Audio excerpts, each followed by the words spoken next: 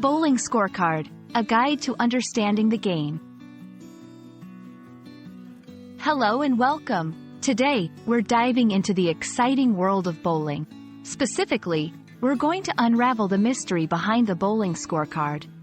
Whether you're a beginner or just looking to refresh your knowledge, this video will guide you through understanding how to read and use a bowling scorecard. So, let's roll into the fun. A bowling scorecard is a sheet used to record the scores of bowlers during a game. Each player has their own section on the card, which tracks their progress throughout 10 frames. The scorecard is essential as it not only records the number of pins knocked down but also calculates additional points earned through strikes and spares. Understanding the scorecard is key to knowing your performance in the game.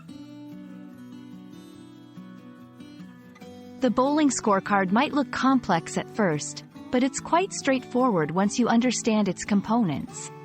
Here are the main elements. Frames. The scorecard is divided into 10 sections, known as frames. Each frame represents a turn for the bowler. Pins. These are the small squares where you mark the number of pins knocked down in each throw. Strike and spare symbols. An X marks a strike, when all pins are knocked down in the first try, and a denotes a spare, when all pins are knocked down in 2 tries. Score calculation area. This is where the scores are tallied. Strikes and spares have special scoring rules, which we will cover in the next section.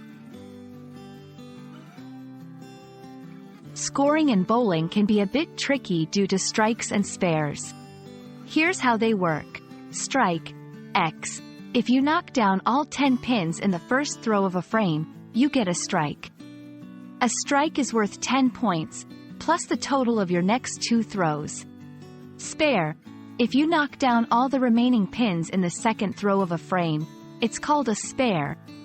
A spare is worth 10 points, plus the number of pins you knock down in your next throw. Open frame. If you don't knock down all 10 pins in a frame, it's called an open frame.